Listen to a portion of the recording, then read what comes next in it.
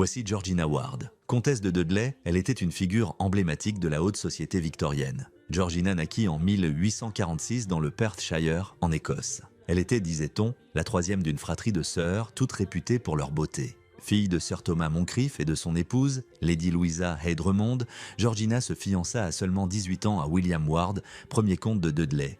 Voici William, âgé de 48 ans, il était bien plus âgé que la jeune et ravissante Georgina. Il avait auparavant été marié à une femme nommée Selena, décédée tragiquement 6 mois seulement après leur union. Georgina et le comte se marièrent en 1865 à Londres. Voici un portrait de Georgina dans sa magnifique robe de mariée qui aurait coûté environ 2000 livres, une somme considérable pour l'époque. Le comte était extrêmement fier de sa jeune et belle épouse et l'emmena en voyage de noces à travers l'Europe. On dit plus tard d'elle, sa beauté était tout à fait exceptionnelle. Certes, certaines femmes ont contesté sa suprématie et l'ont même surpassée à certains égards.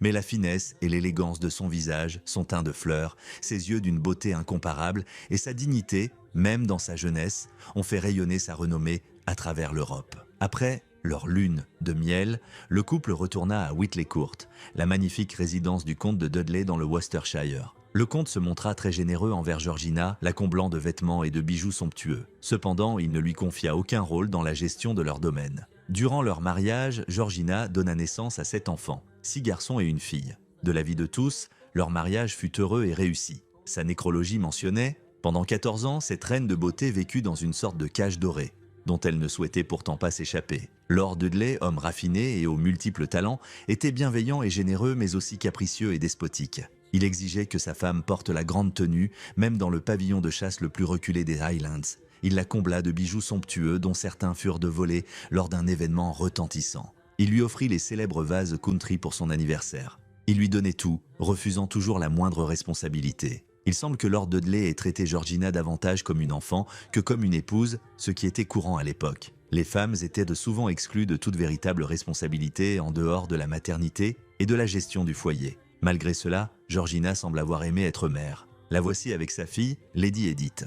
En 1879, Lord Dudley fut victime d'un AVC et Georgina prit soin de lui avec dévouement jusqu'à sa mort en 1885. Durant cette période, elle géra les domaines avec compétence et efficacité, prouvant ainsi qu'elle en avait toujours été capable, même si son mari ne l'y avait jamais autorisé. Après le décès de son époux, Georgina reprit une vie sociale active, mais ne se remaria jamais. Elle resta dévouée à sa famille, veillant notamment à l'éducation de ses fils.